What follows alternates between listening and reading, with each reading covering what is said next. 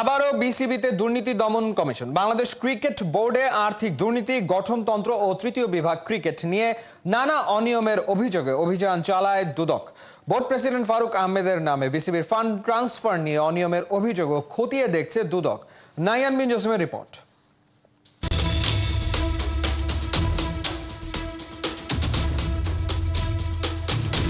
দুপুরে সূর্য যখন ঠিক মাথার উপর, সেই তাপকেও ছাপিয়ে বিসিবি তখন হঠাৎই উত্তপ্ত। গরম খবর, আবারও ক্রিকেট বোর্ডে অভিযানে দুর্নীতি দমন কমিশন দুদক। কমিশনের 4 কর্মকর্তা মূল ভবনে অনুসন্ধানে ব্যস্ত।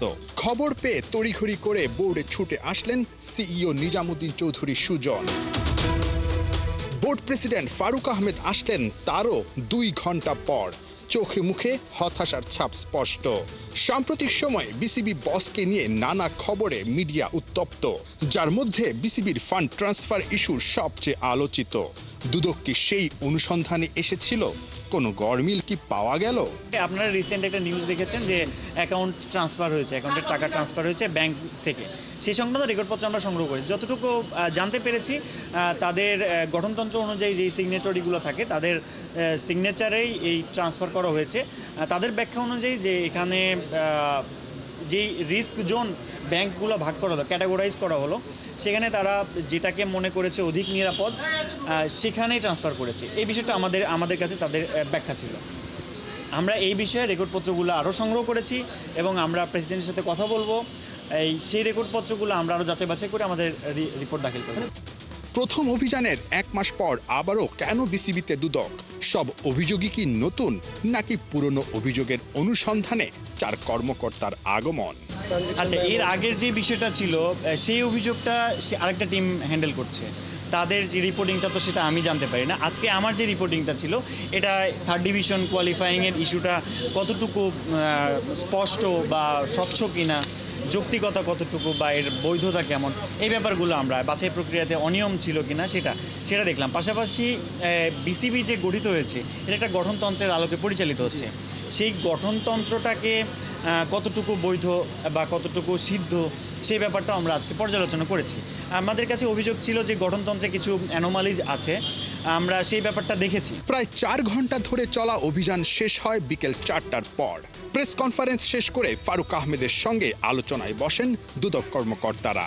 অভিযানের গুরুত্বপূর্ণ নথি এবং রেকর্ড নাকি সংগ্রহ করেছে দুদক। তদন্ত শেষে রিপোর্টের ভিত্তিতে পরবর্তী পদক্ষেপ নেবে কমিশন। অভিযান পরিচালনা করি, সেটার আলোকে একটা রিপোর্টিং করি। সেই রিপোর্টের প্রেক্ষিতে কমিশন যে সিদ্ধান্ত নেবে, সেই সিদ্ধান্তের আলোকে পরবর্তী কার্যক্রম পরিচালিত হবে। অবশ্যই আমরা চাই বিসিবি আমাদের সবার পছন্দের একটা জায়গা, আবেগের জায়গা। সেখান থেকে দেশকে রিপ্রেজেন্টেশন করেন আমাদের প্লেয়াররা। এটা আরও ভালো কাজ করুক, আমরা সেটাই চাইবো। পূর্বের যে অনিয়মগুলো হয়েছে, আমরা এসেছি কেন সেই অনিয়মগুলো যেন যারা সংগঠিত করেছে তাদের একটা আইনি প্রক্রিয়ার মধ্যে নিয়ে আসার জন্য। বিসিবিতে আগে যা কখনো হয়নি, 1 মাসের ব্যবধানে তা দ্বিতীয়বার ঘটল। দেশের ক্রিকেটে এমন ঘটনা নিঃসন্দেহে লজ্জাজনক। আন্তর্জাতিক সার্কিটে বিসিবি আর বাংলাদেশের ক্রিকেটের ভাবমূর্তি হচ্ছে ক্ষুণ্ণ। তবে সঠিক তদন্তে সত্যিকার অর্থে যারা দেশের ক্রিকেটকে কলুষিত করেছে কিংবা করছে, তাদের শাস্তি হলে তবেই স্বস্তি। পাকিস্তানের সম্ভাবনা আছে। গভর্নমেন্ট গ্রিন সিগন্যাল দিছে, এন্ড বাকি আরো কিছু কাজ আছে, ওইটা আমরা করব। নাহিয়ান বিন জসিম, 71। পিএসএল খেলতে শনিবার পাকিস্তান পৌঁছেছেন সাকিব আল হাসান। তার দল লাহোর কালান্দার্সের করা সোশ্যাল মিডিয়া পোস্টের ছবিতে মিস্টার অলরাউন্ডার ধরা দিয়েছেন বেশ হাসি খুশি মুখে। ক্রিকেটে ফেরার স্বস্তি যেন আলো হয়ে ফুটেছিল সাকিবের চোখে মুখে। বিস্তারিত থাকছে রায়ান আহমেদের রিপোর্টে। গায়ে কালো জ্যাকেট আর মাথায় কালো ক্যাপ, মুখ ভর্তি হাসি নিয়ে সবাইকে আশ্বস্ত করার ভাবনা থেকেই হয়তো থামস আপে ইশারা করলেন অল গুড। যে খেলায় মজে কাটিয়ে দিলেন এক জীবনের বড় একটা সময়, তাতে ফেরার খুশি যেন ততক্ষণে আলো হয়ে ঠিকরে বেরোতে শুরু করেছে সাকিবের চোখ মুখ থেকে। পিএসএল খেলতে পাকিস্তানে পৌঁছে যাওয়া সাকিবের এমনই ছবি সোশ্যাল মিডিয়াতে শেয়ার করেছে তার দল লাহোর কালান্দার্স। অসময়ের 10 ফোরে আটকে পড়া লাল সবুজের জার্সিতে দুনিয়া কাঁপানো নবাবের পিএসএল উপলক্ষে ক্রিকেটে ফেরা যে তার ডুবন্ত ক্যারিয়ারের নৌকার পালে খানিকটা হলেও বয়ে এনেছে আশার এক পশলা ঝড়ো বাতাস। দে মিন বিজনেস। সাকিব সহ বাকিদের নিয়ে করা কালান্দার্সের সোশ্যাল মিডিয়া ওই পোস্টের এক লাইনে এভাবেই যেন প্লেয়ারদের লক্ষ্যে অটুট থাকার সংকল্পটা বোঝাতে চাইল ফ্র্যাঞ্চাইজিটি। রাজনৈতিক পট পরিবর্তনে জাতীয় দলের দরজা থেকে সরে যাওয়াটা মিস্টার 75-এর নিয়ন্ত্রণে না থাকলেও যে ব্যাপারটা কন্ট্রোলের রিমোট তার হাতে ছিল, সেই ফিটনেস আর নিজের ক্রিকেটটাতে জং পড়তে না দেওয়ার ব্যাপারটায় যে সাকিব মিন্স বিজনেস, তা এতদিন ইন্টারন্যাশনাল ক্রিকেটে পা না রেখেও ফিজিক্যালি হালকা পাতলা ঝরঝরে থাকাটায় বোঝা গেল স্পষ্ট। বোলিং অ্যাকশন অবৈধ ঘোষণার পর সে দায় থেকে মুক্তি পেতে যে পরিশ্রম শুরু করেছিলেন, তা দায় মুক্তির পরও না থামানোতেই হয়তো নিজেকে রাখতে পেরেছেন ক্রিকেট রেডি, যে কারণে ঋষাদের বিকল্প হিসেবে ডাক পেতেই হাজির হয়েছেন পিএসএল মাতাতে কালান্দার্স শিবিরে। এর আগেও সাকিব পিএসএল খেলেছেন পেশোয়ার জালমি আর করাচি কিংসের মতো দলের হয়ে। এখন পর্যন্ত পাকিস্তান সুপার লিগে 13 ইনিংস ব্যাট করে রান করেছেন 181, গড় প্রায় 17। অন্যদিকে বল হাতে 12 ইনিংসে উইকেট তুলেছেন 8টি, ইকোনমি প্রায় 7.5। ক্যারিয়ারের পরন্ত বেলায় পশ্চিম আকাশে ঝুলে থাকা এই নক্ষত্র ক্রিকেটে ফেরাটা পিএসএল এর মাধ্যমে রাঙাতে পারলে তা হবে নক্ষত্রের শূন্যতায় মিলে যাওয়ার আগে সুপারনোভা আবেগে মহাবিশ্বের প্রতিটি কোণা আলোকিত করার তাড়না। আর যদি ফেরাটা বিবর্ণই হয়, তবুও সাকিবের ক্রিকেটীয় গৌরব কমবে না একটুও, বরং যতদিন আছে ধ্রুবতারা রাতের আকাশের সেদিকটাতে চেয়ে পাওয়া অকারণ আনন্দের উপলক্ষ হয়ে রইবেন। রান আহমেদ, 71। 10 জুন বাংলাদেশ সিঙ্গাপুর ম্যাচে দর্শকদের যাতায়াত সুবিধায় রোড ম্যাপ করছে বাফুফে। ঈদের ছুটিতে যেন মাঠে আসতে ফ্যানদের সমস্যা না হয়, তাই বিশেষ বাস ও মেট্রো রেলের ব্যবস্থা করা হচ্ছে। এমনকি বিশেষ চাহিদা সম্পন্ন দর্শকদের জন্য থাকছে মেডিকেল অ্যাসিস্ট্যান্স। আসছে সিঙ্গাপুর ম্যাচের আগে বাফুফের পরিকল্পনার এক্সক্লুসিভ বেশ কিছু খবর এখন খেলাযোগের হাতে, যার ষষ্ঠ পর্ব পার্থমণিকের রিপোর্ট। পাখির চোখে জাতীয় স্টেডিয়াম, যার চারপাশে শিরা উপশিরার মতো এসে মিলিত হয়েছে ঢাকার বিভিন্ন পথ, যে পথ ধরে 10 জুন বইবে জনস্রোত। কিন্তু বাংলাদেশ সিঙ্গাপুর ম্যাচ যে পড়েছে ঈদের ছুটিতে, দূর দূরান্ত থেকে দর্শক আসবে কি করে? ঐতিহাসিক এই ম্যাচে দর্শকদের মাঠে আসা যাওয়া সহজ করতেই বাফুফে নিয়েছে মাস্টার প্ল্যান, যে প্ল্যান অনুযায়ী ঢাকা জুড়ে গড়ে তোলা হচ্ছে বাস মেট্রো রেলের বিশাল এক নেটওয়ার্ক। একটা দল, সাথে কোটি মানুষের সমর্থন, মাঠে 23 জনের যুদ্ধ, গগনবিদারী স্লোগানে গ্যালারি হবে উন্মত্ত। Deadline 10 June, Bangladesh Singapore match দেখতে 18,000 দর্শক আসবে জাতীয় স্টেডিয়ামে। সেই দর্শকদের কিভাবে স্বাগত জানানো হবে? ফুটবলের উৎসবে দর্শকদের অভ্যর্থনার বিস্তারিত আমাদের জানাবেন বাফুফের কম্পিটিশন কমিটির সদস্য তাজওয়ার আওয়াল। 10 জুনের খেলা নিয়ে আমাদের একটা প্রক্রিয়া চলছে, যে এটা ঈদের সময় খেলাটা হবে। সো আমরা চাবো, আমাদের বাফুফে থেকে অলরেডি কমিউনিকেশন করছে ঢাকা মেট্রো রেলের সাথে এবং বিআরটিসির সাথে, যে আমাদের ট্রান্সপোর্ট যেন থাকে ঈদের ছুটিতে, যেন দর্শকরা খেলা দেখতে আসতে পারে দূর দূরান্ত থেকে। দর্শকরা তো পুরো বাংলাদেশ থেকে আসবেন ঢাকায় এই ম্যাচটাকে সামনে রেখে, তো আপনারা কোন কোন রুটগুলো চিন্তা করছেন যে রুটগুলোতে এই বাস সার্ভিস দেওয়া যেতে পারে? আমরা চাচ্ছি ঢাকাকে ইউটিলাইজ করতে প্রথমে। ঢাকা ইউটিলাইজ হলে তো আপনি দেখবেন এয়ারপোর্ট স্টেশন থেকে আসবে, কমলাপুর থেকে আসবে, যদি কোনো বাস টার্মিনাল থাকে বাস টার্মিনাল ওখান থেকেও কিছু বাস ছাড়বে।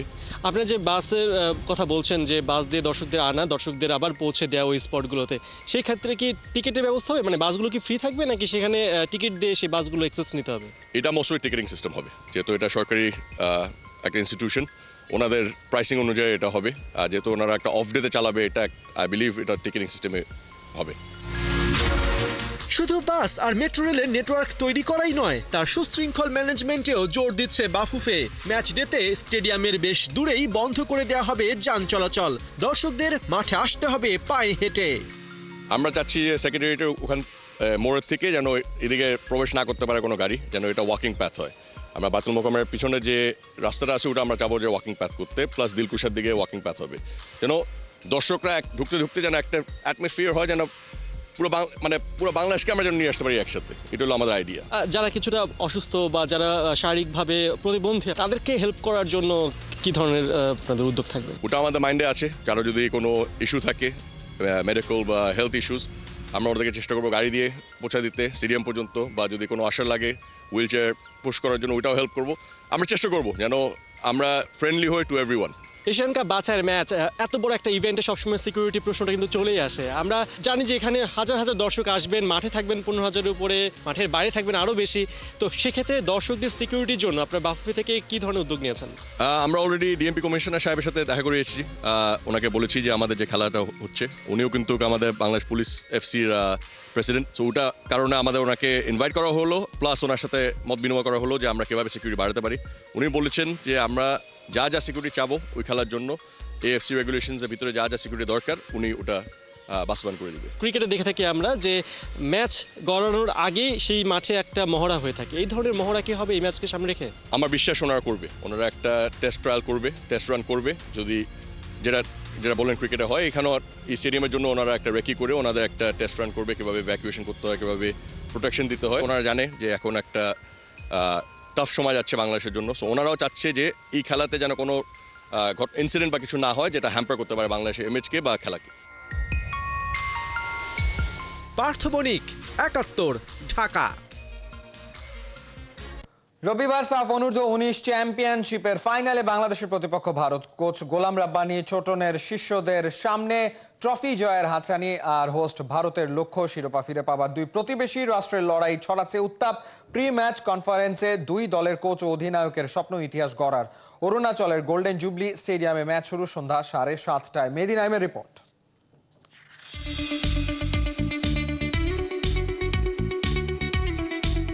2022-এ একবার, 2023-এ একবার, 2024-এ আরও একবার, টানা 3 বছর যুব সাফের ট্রফি এই ভারতের কাছে ফাইনাল হারেই খুঁয়েছিল বাংলার দামাল ছেলেরা। সুপার সানডেতে আরও একটি বাংলাদেশ ভারত যুব সাফ ফাইনাল। ট্রফি ফটোশুটে দুই দলের অধিনায়কের চোখ রূপালী ওই ট্রফিতে, স্বপ্ন দুই কোচের চোখে মুখে। এবার আর হাতছাড়া নয়, ম্যাচটা ভারতের বিপক্ষে বলেই বাংলাদেশে ছড়াচ্ছে উত্তাপ। সাফ অনূর্ধ্ব-19 চ্যাম্পিয়নশিপে এই প্রথম ভারতের বিপক্ষে ফাইনাল খেলবে বাংলাদেশ। গোলাম রব্বানী ছোটনের ক্লাসে ফাইনাল এক্সামের আগে ভীষণ মনোযোগী শিষ্যরা। ফয়সাল, মুর্শেদ, কাদিররা টুর্নামেন্টে 3 ম্যাচে গোল করেছে 7টা, বিপরীতে গোল হজম করেছে 3টা। ভারতের মাটিতে ভারত শক্তিশালী দল, স্কোরিং সমস্যা কাটাতে না পারলে ফাইনাল জয় কঠিন হবে। প্রি ম্যাচ কনফারেন্সে সেটা ইঙ্গিত দিলেন বাংলাদেশ অধিনায়ক ও কোচ। যেহেতু ফাইনালে ইন্ডিয়া, তো সেক্ষেত্রে একটু অন্যরকম বিষয়টা, তবে ইন্ডিয়া ভালো টিম, এটা আমরা সবসময় রেসপেক্ট করি। ফাইনাল সবসময় একটু এক্সাইটমেন্ট কাজ করে, দুইটা টিমের জন্য একটু ডিফিকাল্ট, কারণ ওরা আমাদের সাথে খেলে নেই, আমরাও খেলি নাই। তো আমাদের ছেলেরা এই টুর্নামেন্টের প্রত্যেকটা ম্যাচেই আপনার ভালো ফুটবল খেলেছে এবং তারা এই টুর্নামেন্টে অনেক কিছু শিখতে পেরেছে। এখন তারা অনেকটা আত্মবিশ্বাসী এবং তারা ফাইনালের জন্য পুরোপুরিভাবেই প্রস্তুত। 2023 সালে সবশেষ এই আসরে চ্যাম্পিয়ন হয়েছিল ভারত। ডিফেন্ডিং চ্যাম্পিয়নরা 3 ম্যাচে গোল করেছে 15টা, মানে প্রতি ম্যাচে গড়ে 5 গোল। বোঝাই যাচ্ছে মেন ইন ব্লু গোল মেশিনদের থামাতে বেশ ভালোই বেগ পেতে হবে বাংলার। তবে দলটা বাংলাদেশ বলেই সমীহ করছে ভারত। আপনারা জানেন বাংলাদেশ কতটা ভালো খেলেছে, বিশেষ করে সেমিফাইনালে। তাদের প্রতি সম্মান আছে আমাদের এবং আমরা নিজেদের প্রস্তুত করেছি ফাইনালের জন্য। ফাইনালে আমরা সর্বোচ্চটা দিয়ে চেষ্টা করতে চাই। নতুন এই বাংলাদেশ হারার আগে হাঁটতে জানে না, দিল্লি না ঢাকা প্রশ্নে বজ্রকণ্ঠে উত্তর দিতে জানে। 19 বছর বয়সেই যে ওদের রক্ত টক বগিয়ে ফোটে। এবার আর খালি হাতে ফিরতে চায় না বাংলার দামাল ছেলেরা, বুক চিতিয়ে লড়েই জবাবটা দিতে চায় মাঠে।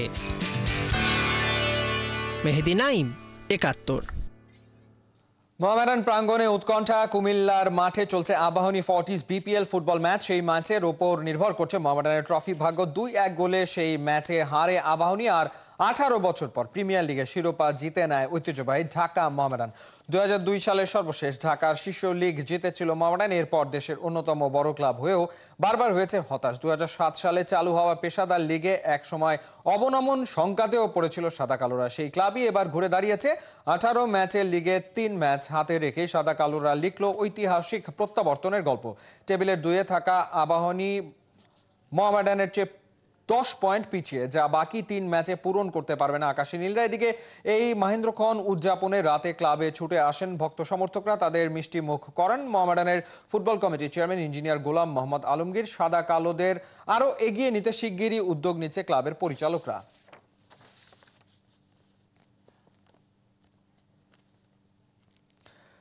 ট্রফি ধরা না দিলেও মাঠে আর মাঠের বাইরের দাপট দেখিয়ে চলেছেন ক্রিশ্চিয়ানো রোনালদো। আল নাসরের বরাবরের মতো শিরোপাশূন্য মৌসুম কাটলেও টানা তৃতীয়বার বিশ্বের সবচেয়ে বেশি উপার্জনকারী ক্রীড়াবিদের তালিকায় শীর্ষস্থান দখল করে নিলেন CR7, যা প্রকাশ করেছে খোদ ফোর্বস। অবশ্য রোনালদোর চেয়ে দিনকে দিন এই তালিকায় পিছিয়ে যাচ্ছেন লিওনেল মেসি। সৌদি আরবের ক্লাব আল নাসরে খেলা রোনালদোর আয় 27 কোটি 50 লাখ ডলারের আশেপাশে। গত বছরের তুলনায় তার আয় 1 কোটি 50 লাখ ডলার বেড়েছে। এতে বড় অবদান তার মাঠের বাইরের এন্ডোর্সমেন্টের এবং সামাজিক যোগাযোগ মাধ্যমে তার বিশাল ফলোয়ার। মে মাসের হিসাব অনুযায়ী পর্তুগিজ তারকার অনুসারী 93 কোটি 90 লাখ। দ্বিতীয় স্থানে উঠে এসছেন বাস্কেটবল তারকা গোল্ডেন স্টেট ওয়ারিয়ার্সের স্টিভেন কারি, তার আয় 15 কোটি 60 লাখ ডলার। এদিকে 5 নম্বরে থাকা লিওনেল মেসির আয় গত বছরের সমান 13 কোটি 50 লাখ ডলার আছে। ইন্টার মায়ামি ফরওয়ার্ডের আছে অ্যাডিডাস ও অ্যাপলের আকর্ষণীয় এন্ডোর্সমেন্ট।